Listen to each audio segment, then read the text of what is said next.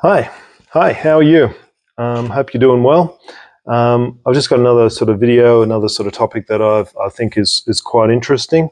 It's something that came out of just a discussion I had recently with with somebody who also sort of suffers a little bit of anxiety, and it was interesting. There was something that we just sort of had read about. We started discussing it, and we thought it was quite interesting. And I thought it was quite interesting to share.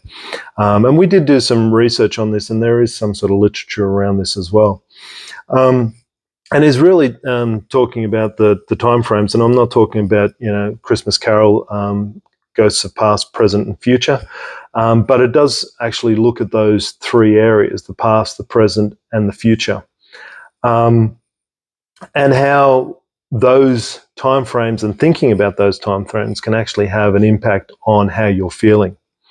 And basically, the premise is really that the past will lead you to depression, and the future will lead you to anxiety. In a nutshell, and that's really when you think about it, that's really quite poignant, because a lot of times we don't understand. We know what's going on, but we don't actually sort of think about it in a lot of times. I know when I've felt anxious, it's normally about something that's coming up, something that you're going to do, something that you are. So anxiety really comes about you worrying about your future. And sometimes that future can be miles away. It can be something as simple as, going to work.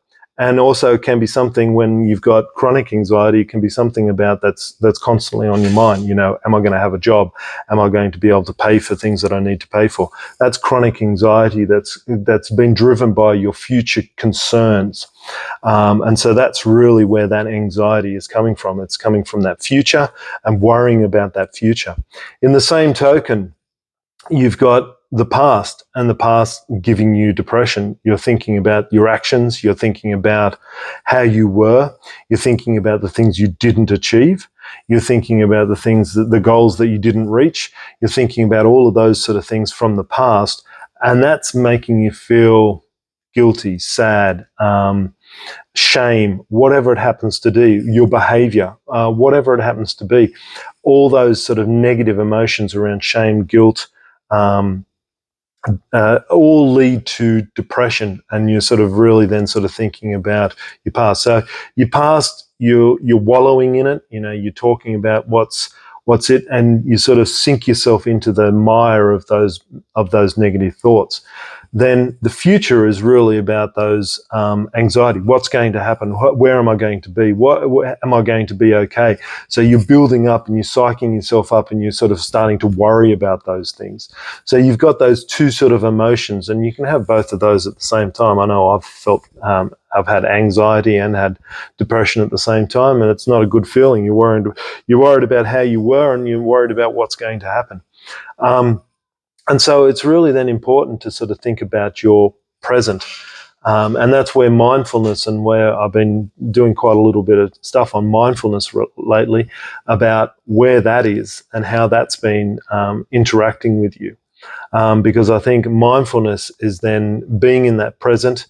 Doesn't mean that you don't think about your past. I think your past is good to sort of think about, because your past is where you made your mistakes, and that's where you should be learning from. So you should be using your past to learn, to make sure that you don't make those sort of the same mistakes. As they sort of say, the sign of madness is doing something over and over again the same way and expecting a different result. And so from your past, you should be learning about what you did, what didn't work, and what you can change.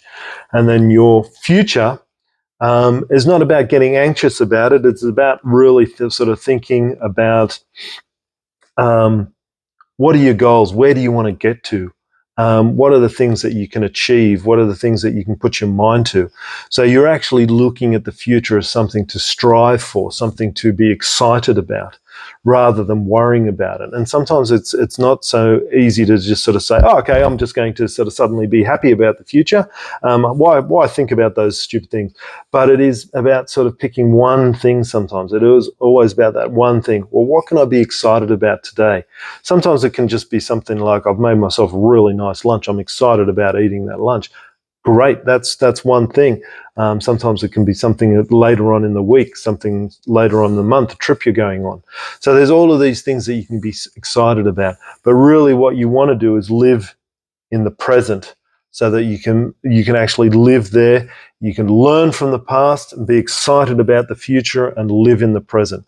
And that's really how those 3 time zones should be about.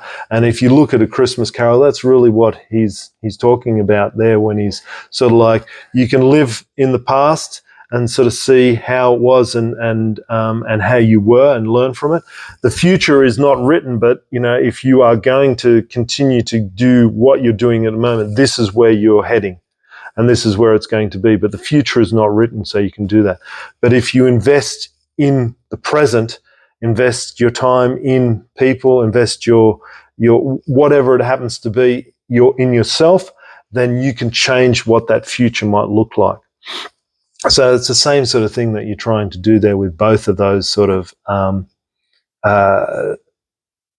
in terms of that Christmas Carol, in terms of what it's trying to sort of say, that those 3 time zones are the things that you're looking at constantly, and they guide you, but the present is where you're at, and that's where you actually have the ability to change and be and become who you want to be. So hopefully that was interesting. I thought that was quite fascinating when I talked that over with somebody, and I thought that was quite interesting then to share as well. Anyway, hopefully you're doing well. Be kind to yourself, look after yourself, and I'll talk to you again another time.